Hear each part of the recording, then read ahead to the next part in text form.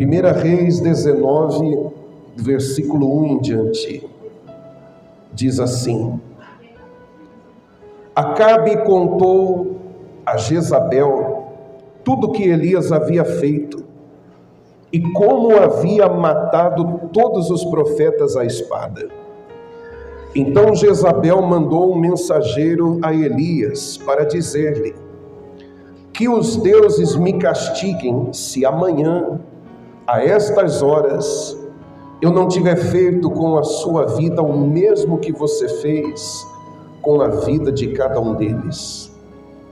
Elias ficou com medo, levantou-se e para salvar a vida se foi e chegou a Berseba, que pertence a Judá. E ali ele deixou o seu servo. Ele mesmo, porém, foi para o deserto, caminhando um dia inteiro. Por fim, sentou-se debaixo de um zimbro. Sentiu vontade de morrer e orou: Basta, Senhor, tira minha vida, porque eu não sou melhor do que os meus pais. Deitou-se e dormiu debaixo de um zimbro. E eis que um anjo tocou nele e lhe disse: levante-se e coma. Elias olhou e viu perto da sua cabeça um pão assado sobre pedras em brasa e um jarro de água. Comeu, bebeu e tornou a dormir. O anjo do Senhor voltou, tocou nele e lhe disse: levante-se e coma, porque a viagem será longa. Então Elias se levantou, comeu e bebeu, e com a força daquela comida caminhou 40 dias e 40 noites, até Horebe, o monte de Deus. Ali entrou numa caverna, onde passou a noite. E eis que a palavra do Senhor veio e lhe disse: o que você está fazendo aqui, Elias?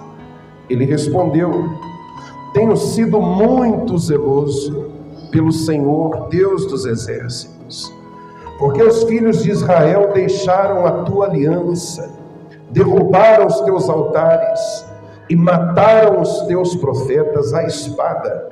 Só fiquei eu, e eles estão querendo tirar-me a vida. Vai até o versículo 15 agora, igreja, para a gente resumir.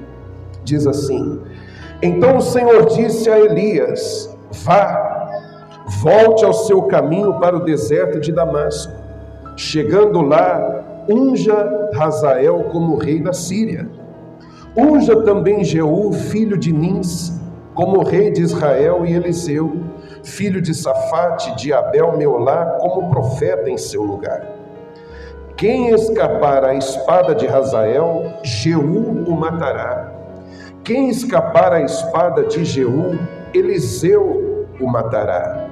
Também conservei em Israel 7.000, todos os joelhos que não se dobraram a Baal, e toda a boca que não o beijou. Amém? Olhe para mim, por favor. Deixe-me explicar para você o que ocorreu aqui, o que Deus quer tratar com a gente nessa manhã. Esse episódio, tudo que nós lemos aqui, fala a respeito do profeta Elias. O profeta Elias não tem muita história registrada na Bíblia, são algumas, mas os poucos registros de Eliseu mostram o quanto esse homem tinha o poder de Deus na sua vida, a unção de Deus na sua vida, e como Deus usava Elias para grandes desafios.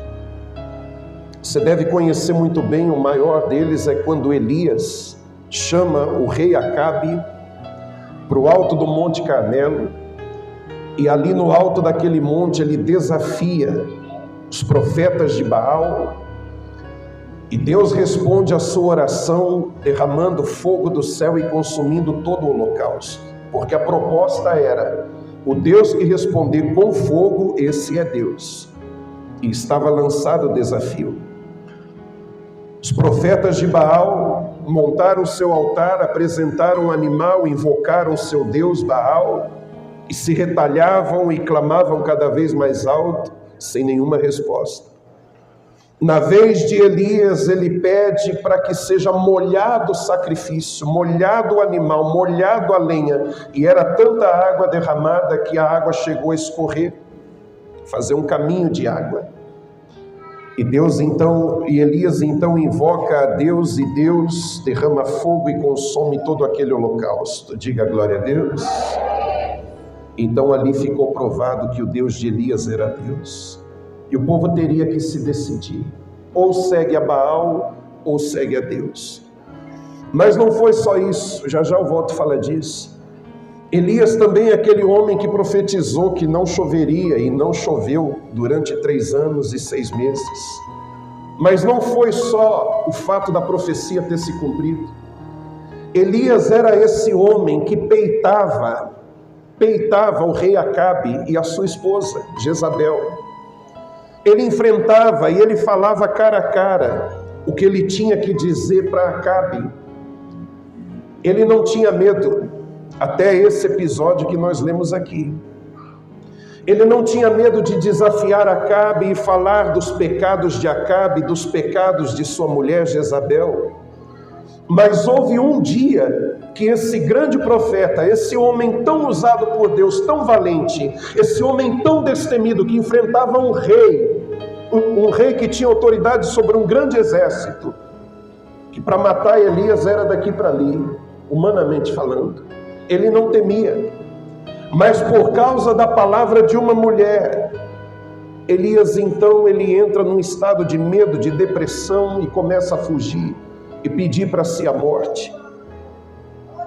A única explicação que eu vejo para isso, igreja, você vê um homem valente, um homem que desafia o rei, que tem um exército nas mãos, um homem que fala o que tem que ser falado destemidamente, intrepidamente. De repente, pela ameaça de uma mulher, Elias então ele nega toda aquela valentia. Elias então ele se acovarda e ele passa a fugir por um deserto. A única explicação razoável que eu encontro para isso que aconteceu com Elias é que Elias espiritualmente não devia estar tão bem naquele momento. Isso é um cuidado que nós devemos ter com o nosso coração. Não é à toa que depois, lá em Hebreus, Tiago, aliás, vai dizer que Elias era sujeito às mesmas paixões que nós. Tiago está dizendo o seguinte: Elias era homem, era vulnerável, ele estava sujeito a ter a sua fé em baixa em algum momento, desanimar-se em algum momento, e foi o que aconteceu com ele. E nesse momento chega a voz do mensageiro trazendo a mensagem de Jezabel, e nesse momento Elias então ele se desespera da sua própria vida. Amém, igreja? A única razão que eu vejo para isso, esse Acabe que Elias tanto denunciava, esse Acabe que era um rei terrível, ele foi o 10º rei de Israel. Saul, o primeiro rei, e veio uma sucessão de reis, Davi, Salomão, Jeroboão e outros. E chega em Acabe, ele é o 10º rei de Israel. Ele é um rei tão mau, tão mau, tão mau. Ele é um rei tão perverso, que a Bíblia diz que antes dele nenhum, por mais mal que fossem, e olha que teve rei ruim antes dele, mas nenhum se compara a Acabe. Até ele, os outros que passaram, não era nada, a maldade deles não era nada, perto da maldade de Acabe. Tão perverso ele era. E para ajudar, Acabe se casa com uma mulher que é muito pior do que ele, é muito mais perversa do que ele, é muito mais maldosa do que ele. O nome dela é Jezabel. E foi um casamento político, foi um casamento para fortalecer a aliança. Ela era princesa lá em Tiro, seu pai era o rei de Tiro, uma terra idólatra. E essa mulher, vindo morar com o rei de Israel, casada com Israel, traz toda a idolatria para dentro de Israel. Adoração aos deuses, adoração aos postes ídolos, às imagens. E Acabe, ele é um homem que essa mulher faz dele um fantoche, faz dele um boneco. Tudo que ela pede, ele faz. Tudo que ela quer, ele obedece. E o que acontece em Israel? Esse rei levanta um templo para Baal, constrói um altar para Baal e passa a ser instituído o culto a Baal. Não era uma coisa aleatória, adorava em casa, adorava quando queria, não. Havia um culto, havia uma liturgia, havia um ritual e havia sacerdotes para adorar Baal, para servir a Baal, para prestar sacrifícios a Baal. Quem está entendendo direitinho? Então foi oficializado, foi constituído o culto a Baal. Mas não era só Baal, porque para esse povo de onde veio Jezabel, eles tinham uma deusa que era a esposa de Baal, chamava Azerá. E também eles adoravam a esta deusa, era Baal e Azerá, Baal e Azerá. E Israel se corrompeu, o povo de Israel começou a adorar outros deuses. Está dando para entender até aqui, igreja? Posso continuar? Então o povo passa a idolatrar aquele que não é Deus, e se afasta de Deus, e afasta o seu coração de Deus. E agora o povo está pendido. O povo traz no coração a lei de Moisés, os ensinamentos de Deus. O povo traz os mandamentos dentro de si, mas agora está tudo misturado. Vem um novo culto, vem um novo Deus, vem uma nova confissão de fé e o povo está dividido. E é por isso que Elias, ele propõe o desafio. Aquele desafio era para mostrar quem era Deus e o povo se decidir. Para isso ele propôs aquele desafio. Mas acontece que Deus mostra o seu poder, Baal é envergonhado naquele Monte Carmelo, e não estão só os 450 sacerdotes de Baal ali. Se você ler o capítulo anterior, havia mais 400 que eram sacerdotes da rainha, da deusa Azerá. Baal foi envergonhado diante dos 450 seus sacerdotes, diante dos 400 da deusa Azerá, e aqueles 450 são degolados, são decapitados. E Deus ali, ele foi glorificado. Amém, igreja? Mas você acha que o povo se converteu? Não. O povo continuava pendido a adorar Baal, seguir a Baal. E quando isso acontece, é chegado ao ouvido de Jezabel, o próprio marido conta o fracasso que foi lá no monte, conta como Baal foi envergonhado e derrotado, e voltam os sacerdotes de Azerá, e ela então tem um ataque de fúria, um ataque de ira, e ela faz essa ameaça para Elias, e ela diz que os deuses façam comigo o que quiser, se amanhã mesmo você não vai morrer do jeito que os sacerdotes morreram. Que façam os deuses comigo o que quiser, se amanhã mesmo você não vai estar degolado e decapitado. Aquilo entrou como uma flecha em Elias. Aquilo entrou como uma flecha, o medo tomou conta, o pavor tomou conta, e o que é que ele faz? Ele sai para o deserto e ele vai buscar abrigo numa caverna. Isso é o cenário de uma pessoa depressiva, de uma pessoa que já o medo tomou conta.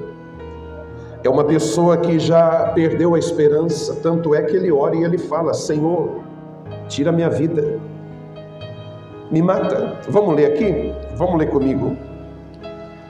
Lá no versículo 4 diz assim: Ele mesmo, porém, foi para o deserto caminhando um dia inteiro. Por fim sentou-se debaixo de um zimbro, sentiu vontade de morrer e orou: Basta, Senhor, tira a minha vida, porque eu não sou melhor do que os meus pais. Amém? Olha as palavras de Elias. Olha o Elias de agora e olha o Elias de antes. Olha o Elias que enfrenta, desafia o rei, os sacerdotes, desafia aquele falso Deus, e o Elias que agora está pedindo para morrer, não dá para entender. É difícil a gente acreditar que é a mesma pessoa, aquele homem que estava ali enfrentando, desafiando, usando a sua autoridade, usando aquilo que Deus havia dado, agora fugindo da ameaça de uma mulher. Mas isso aconteceu. Igreja, hoje Deus quer falar comigo e com você. Olhe para mim, por favor. Olhe para tudo que Deus já fez na sua vida, tem feito na sua vida. Olhe um pouquinho para trás. Olhe um pouquinho pelo retrovisor e veja quantas orações suas já foi atendida. Quanto milagre Deus já fez. Quanta resposta de Deus você já experimentou. E quem sabe hoje você passa por uma aflição, passa por uma luta, passa por uma dificuldade, e olhar para você é olhar e dizer: cadê aquela mulher? Cadê aquele homem? Cadê aquela pessoa destemida que quando vinha dificuldade se levantava contra e falava com Deus e colocava diante de Deus os seus problemas e cria?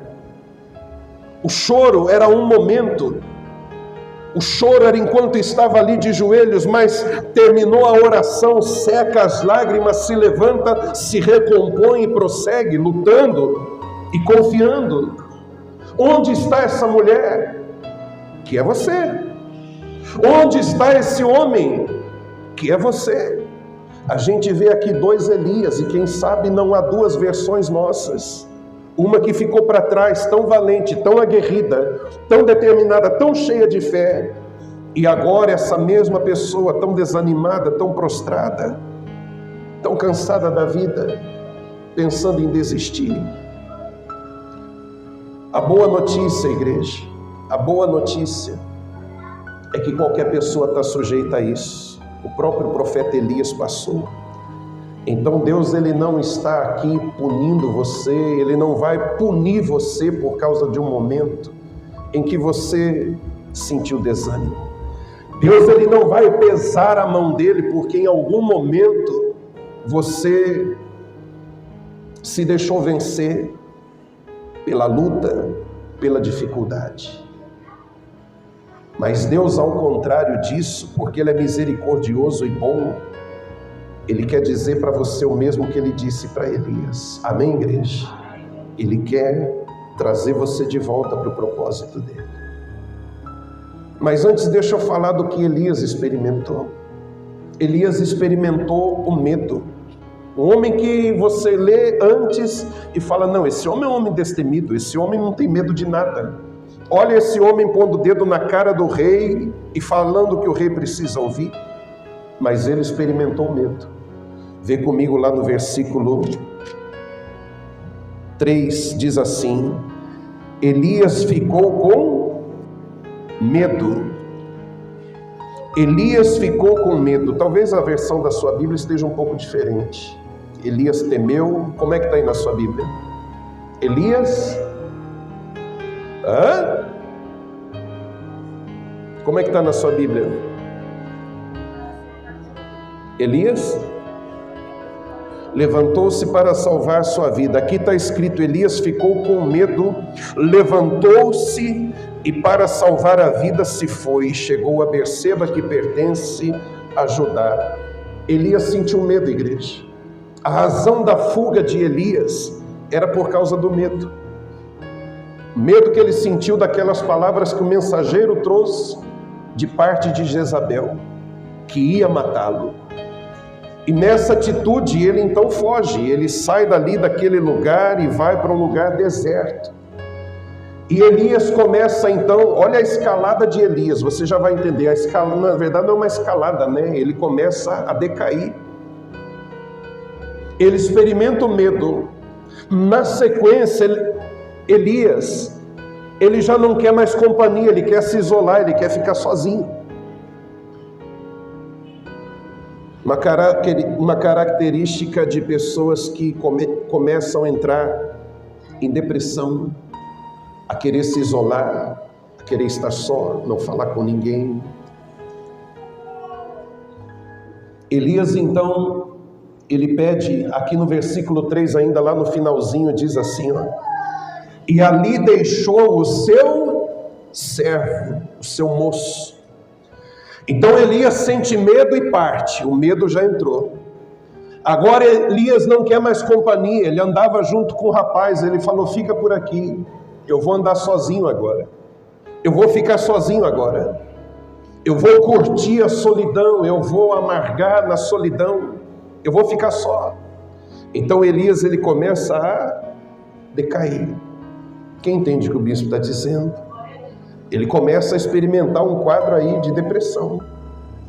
Elias sente vontade de morrer. Olha lá no versículo 4, lá no finalzinho, diz assim, sentiu vontade de morrer e orou, ou pediu para si a morte. Basta, Senhor, tira a minha vida, porque eu não sou melhor do que os meus pais. O grande profeta Elias, o homem de Deus, o homem que orava e o fogo descia, agora está dizendo para o Senhor, chega, eu não quero mais viver, chega, tira a minha vida, eu não quero passar pelo que eu estou passando, é melhor que eu morra do que estar vivendo o que eu estou vivendo. Igreja, muitos de nós já experimentamos isso também. Eu falo para você sem nenhum medo de errar. Tem muitas pessoas, depois de convertida, batizada com o Espírito Santo, usadas por Deus, enfrentaram uma luta tão intensa, tão difícil, tão pesada, que sentiram vontade de morrer, que se desesperaram da própria vida. Elias não foi o único. Na Bíblia você vai encontrar outros. Na vida você vai encontrar outros. Você vai achar pessoas que, por alguma razão, por alguma dificuldade vivida, vai pedir para si a morte. Amém? Está dando para entender direitinho? Vamos prosseguir. O que mais que Elias experimentou? A decepção. Olha lá no versículo 10. Tenho sido muito zeloso pelo Senhor Deus dos exércitos, porque os filhos de Israel deixaram a tua aliança, derrubaram os teus altares e mataram os teus profetas à espada. Elias aqui está dizendo, Senhor, não adiantou nada aquele desafio no Monte Carmelo, não tem adiantado nada o que eu estou pregando aqui nesse reino, não tem servido de nada, porque as pessoas te deixam com uma facilidade tão grande, as pessoas te abandonam por muito pouco, deixaram a tua aliança. Eu estou pregando, falando. Através da minha vida o Senhor está fazendo sinais, coisas extraordinárias, mas eles mesmo assim deixaram a tua aliança. Pior do que isso, derrubaram os teus altares, e o altar deles agora é para um outro Deus. Então Elias experimenta também a decepção das pessoas, é mais uma pá de cal em cima do seu sofrimento. Ele já vai perdendo a expectativa, a esperança nos homens também, e isso só torna ele cada vez mais triste. Amém, igreja? E por fim ele experimenta o abandono total.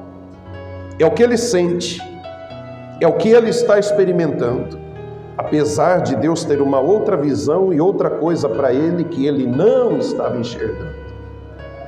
Mas Elias olhava para si e dizia, estou só, estou abandonado. Está lá no versículo, no finalzinho do versículo 10. Só fiquei eu, e eles estão querendo tirar-me a vida. Ele está dizendo, Deus, fiquei eu só. O que um homem só faz? O que uma pessoa só é capaz de fazer? Ninguém me ouve, ninguém me atende. Eles bandearam para o lado dos outros deuses. Eu vou pregar mais para quem? Eu vou correr risco de vida mais para quê? Eles me abandonaram e agora querem tirar a minha vida. Então que o Senhor tire, mas que não sejam eles a tirar a minha vida. Amém, igreja? Mas isso era algo que Elias estava convicto. certo de que estava acontecendo. Mas Deus, como eu falei antes da gente entrar na mensagem, Deus ele caminha num nível muito mais alto do que nós, amém, igreja? Deus vê o que eu e você não vemos. Deus ele tem o controle de tudo, ele sabe de tudo, e ele trabalha pelos seus, ele peleja as suas pelejas, ele batalha as suas batalhas, diga glória a Deus. A visão de Deus era outra. Uma das coisas que Deus disse para Elias, eu devo estar trocando por Eliseu aí algumas vezes, você me perdoa. Um dos equívocos de Elias é que ele achava que estava sozinho e não estava. Elias estava dizendo: Senhor, fiquei eu só e estão querendo tirar minha vida. E Deus dá a resposta dele para Elias, que ele está enganado, não é assim. Não é dessa forma, você não está sozinho. Vê comigo lá no versículo 18. Também conservei em Israel 7.000, todos os joelhos que não se dobraram a Baal e toda a boca que não o beijou. Amém, igreja? Deus está dizendo: Elias, menos Elias, menos. Não é bem assim. Você pensa que está só, você não está só. Eu deixei gente para poder te ajudar. Eu deixei um povo que vai estar lado a lado com você. Eu reservei 7.000, que o seu coração não se contaminou com a idolatria. Eu reservei 7.000 que falam a mesma língua que você, que crê como você crê e que vão estar do seu lado. Igreja, traga isso para a sua vida. Nesse momento que você acha que está só, que Deus te abandonou, que Deus te deixou, Deus não te deixou coisíssima alguma, você está enganado. Olha para quem está do seu lado, você está enganado. Deus não deixou você, Deus não abandonou você. E nessa tua vida que você se acha só, solitário, Deus vai enviar gente, vai enviar pessoas, acredite, conhecidos ou não, talvez pessoas que você nunca viu na vida, mas que vão se aproximar de você, para encorajar você, para dizer para você: Deus é contigo, teu sonho vai se realizar, as coisas vão dar certo para você. Amém, igreja? Eu me lembro do episódio que aconteceu com a minha esposa, há uns meses atrás.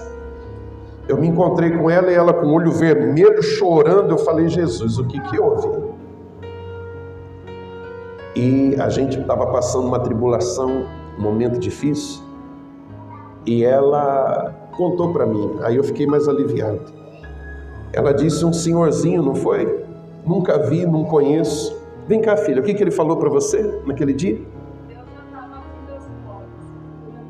Ele conhecia a gente? Conhecia você? Um senhorzinho. Olhou para ela e disse: Deus já está abrindo as portas para você. Ela com a Bíblia na mão, e ele falou: o que você tem na sua mão? Abre aí, Isaías. Ela não lembra agora, mas ele falou para ela olhar para a palavra, olhar para a promessa. Diga glória a Deus. Então você acha que mandou marcar o horário e o dia. Então você acha que está só, mas você não está, igreja. Você não está sozinho. Poxa, o tempo não me permite, mas Isaías mesmo diz que Deus te tem gravado na palma da mão dele. Isso é profundo demais, igreja. Deus te tem gravado na palma da mão dele. Sabe o que quer dizer isso? Se a memória de Deus falhasse, e não falha, mas ainda que você pensasse, se atrevesse a acreditar que Deus se esqueceu, ainda que você ousasse duvidar que Ele não se esqueceu de você, a Bíblia diz que Ele tem você gravado na palma da mão dele. É impossível que Deus esqueça de você. É impossível que Deus não se lembre da sua vida, da sua aflição, de tudo que você tem passado. Você está gravado na palma da mão dele. Gravado na palma da mão dele. Mas Elias está dizendo: estou sozinho, estou abandonado, só ficou eu. Talvez Elias era um pouco dramático, não sei. E ele: Senhor, tadinho de mim. Tem gente que é dramática, tem ou não tem? Tem. Mas tem gente que não é drama não, é sofrimento mesmo. Mas Deus disse para Elias: Elias, a forma como você está enxergando não está correta. As convicções, as certezas que você tem estão todas erradas. Você diz para mim, Elias, na sua oração, que está só. E eu digo para você que você não está só. Há outros 7.000 que professam a mesma fé que você, que creem em mim como você crê. Você não está sozinho. E você aqui hoje não está sozinho. Diga glória a Deus. Deus pode usar um estranho, um desconhecido, repito, para Ele falar, consolar o teu coração e encorajar você. Deus pode usar este miserável que está aqui para dizer para você como está dizendo hoje: Deus é contigo. Amém, igreja? Vamos prosseguir que a hora está passando. Então a primeira coisa que Deus ele diz para Elias é isso: você não está sozinho. Mas Deus ele ainda diz mais coisas. Deus ele diz: Elias, tem trabalho para você, meu filho. Você está aí pedindo para morrer. Eu tenho muito trabalho para você ainda. Igreja, Deus ainda tem muito trabalho para você aqui. Deus ainda quer te usar, diga glória a Deus. Deus ainda quer que você viva bastante. Tem coisa para fazer, tem muita lenha para queimar. E onde é que está isso, bispo? Vamos lá comigo, lá no versículo 16, 15. Depois que Elias ele ora e ele fala tudo que ele está sentindo, está sozinho, tira minha vida, olha o que Deus diz: vá, volte ao seu caminho para o deserto de Damasco. Chegando lá, unja Hazael, primeira missão, como rei da Síria. Unja também Jeú, filho de Ninsi, como rei de Israel, um outro reino. E Eliseu, filho de Safate, de Abel-Meloá, como profeta em seu lugar. Olha o que Deus disse para Elias, e eu já vou encerrar. Você pensa que acabou, Elias? Eu vou te dar só aqui mais 3 missões. Para você que acha que a vida chegou ao fim, a hora de partir, eu tenho 3 tarefas para você. Esse Acabe que tira a tua paz, essa Jezabel, mulher perversa, idólatra, essa mulher que corrompeu o meu povo, eu vou dar um jeito neles, e eu estou contando com você. Esse povo que causou todo esse mal para o meu povo, essa gente que está fazendo você pensar em pendurar chuteira, essa gente que está fazendo você pensar em desistir de tudo, eu vou trazer juízo sobre eles. E você vai participar disso, eu vou contar com você para isso. Quando Deus diz assim, unge Hazael sobre rei da Síria, Deus está dizendo, este rei, Hazael, ele vai vir contra Acabe, e vai derrotar Acabe, e Acabe vai morrer, esse homem vai morrer. Deus ele pode fazer isso, pode ou não pode? Não sou eu e você que vai tirar a vida de ninguém, mas Deus é Deus, está no controle da história. E Deus disse para Elias, eu vou trazer juízo sobre a casa de Acabe. Você vai ungir esse rei lá na Síria, porque é esse rei que eu vou usar para destruir a casa de Acabe. E Deus diz, o que sobreviver a Hazael vai passar pela espada de Jeú. Então você unge Jeú sobre rei de Israel, porque Acabe vai morrer. O filho vai reinar no lugar dele, depois outro filho no lugar dele, mas eu não quero essa gente, nem a descendência deles. Eu não quero esse povo. Você vai exterminar a linhagem de Acabe, a dinastia de Acabe. Você vai acabar com essa raça. Aliás, eu vou acabar com essa raça, Deus falando. Então Acabe vai morrer, e os filhos dele também vão morrer, e você vai levantar Jeú, porque é Jeú quem vai acabar com a vida dos filhos deles, e não vai ter descendente de Acabe e Jezabel para sentar no trono de Israel. Diga glória a Deus. Então Deus diz: unge Hazael. Ele faz parte da missão. Ele vai matar Acabe. Mas vão ficar os herdeiros. Então Jeú vai ser levantado rei em Israel, e não vai ser nenhum herdeiro dele que vai reinar sobre Israel. Mas eles também vão morrer, vão perecer. Ou seja, Deus trouxe juízo sobre toda a casa de Acabe e de Jezabel. Amém, igreja? E por fim Deus diz: você unge Eliseu no seu lugar para ser profeta no seu lugar. O que Deus está dizendo para você, igreja, preste atenção.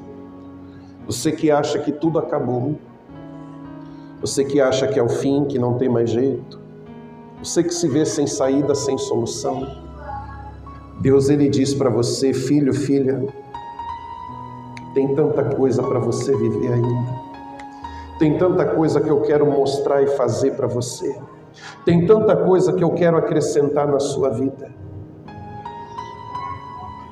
Faça o que Deus disse para Elias fazer. Primeiro Deus disse para Elias, quando ele está dentro de uma caverna: o que é que você está fazendo aqui? Deus falou isso ou não falou, igreja? Olha lá o versículo 9, lá no finalzinho, diz assim: o que você está fazendo aqui, Elias? Uma caverna, só, solitário, entregue, com medo, pensando em morrer. O que você está fazendo aqui? E depois que Deus fala com ele, Deus diz lá no 15: vá. Repita comigo: vá. Não, assim não. Fala: vá. Diga: eu irei. Eu vou. Amém, gente? Deus diz: vá, volte o seu caminho para Damasco. Olha para mim, Deus, Elias estava indo para lá, para lá, para lá e cada vez mais para baixo. Deus está dizendo: volta. Volta para o propósito. Volta para a posição que é a tua posição. Volta para a condição que é a tua condição de filho, de herdeiro, de filha, de herdeira. Volte. Você estava indo cada vez mais para o abismo, mais para o buraco, mais para baixo. Deus está dizendo: volte, tudo de novo. Posiciona-te. Se posiciona, igreja. Se posiciona, porque Deus ainda vai dar muita tarefa para você fazer. Diga glória a Deus. E você vai viver muita coisa boa ainda. Deus vai te usar, vai te abençoar. Essa é a mensagem de Deus para você hoje. Olhe para mim. Tem muita coisa para você experimentar. Tem muita coisa para você desfrutar dessa vida. Não acabou. Não acabou. Não vai ficar desse jeito. Elias pediu para si a morte, não pediu? Pediu ou não pediu? Nem morrer ele morreu. Você conhece a história de Elias? Ele foi levado aos céus. Elias não passou pela morte. Dois homens que não provaram a morte, Enoque e Elias. Elias foi trasladado vivo para o céu. Diga glória a Deus. Para quem queria morrer, é como se Deus dissesse: cidadão, nem morrer você vai, criatura. Para com isso. Nem morrer você vai. E você está aí pedindo a morte. Eu quero que você se encoraje nessa manhã, igreja, e diga para si mesmo, para o seu próprio coração: tem muito de Deus para mim viver ainda. Tem muito de Deus para mim experimentar ainda. A minha família está destruída. Se entrega. Dá um de Elias e pede para si a morte, vai. Deus vai aparecer para você, está aparecendo hoje, quem sabe? E vai dizer para você: não, eu ainda vou mexer com as nações, eu ainda vou mexer com muita coisa. É um rei para lá, é um rei para cá, é outro profeta para lá. Eu vou mexer com reinos, eu vou mexer com vidas, eu vou mexer com pessoas. E eu estou contando com você. E eu estou esperando você. Eu quero uma atitude sua. O que é que você está fazendo aí nesse lugar? Reaja. Deixa Deus te usar, igreja.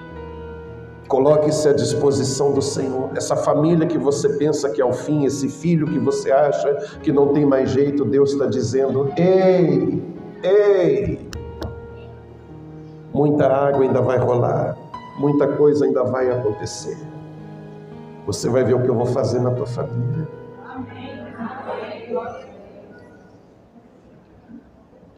Você que está endividado, desempregado, aflito, achando que a miséria que acompanhou seus pais tem te acompanhado, vai se perdurar na sua vida. Não. E você acha que a vida é isso e vai acabar nisso? Não. Posicione-se. Você ainda vai ver muita prosperidade, muita fartura, você ainda vai ser agraciado com o favor de Deus e a provisão de Deus na sua vida. Pendura a chuteira não, igreja. Não dá o de Elias não. Melhor morrer. Tudo se acabou. Estou sozinho. Esquece esse vocabulário. Tem muita coisa boa pela frente. Uma última coisa que Deus, eu não sei para quem que Ele quer falar, mas eu não posso encerrar sem falar isso.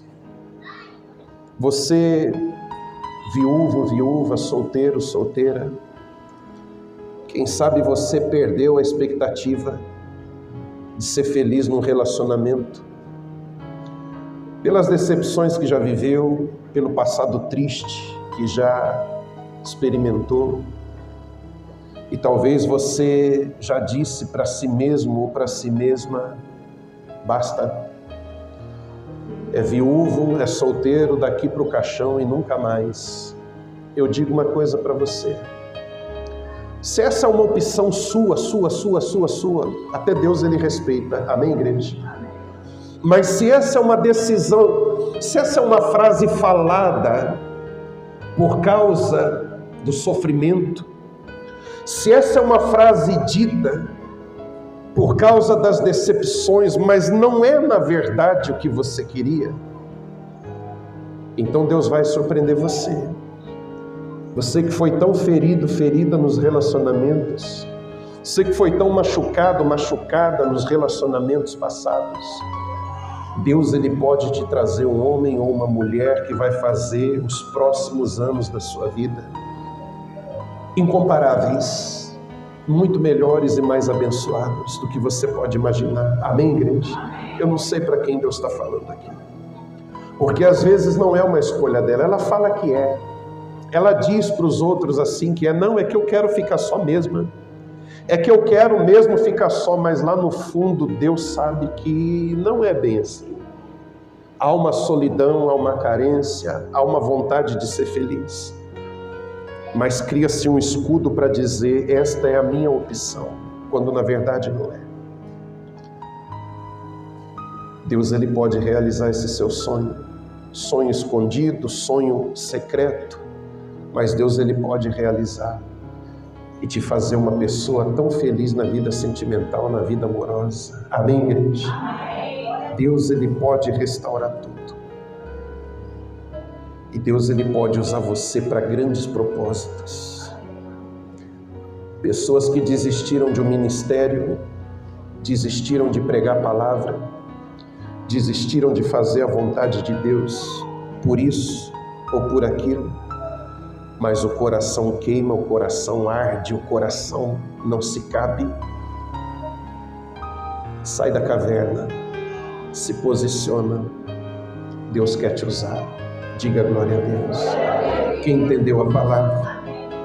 Os obreiros vão servir a Santa Ceia agora. Você vai receber a Santa Ceia.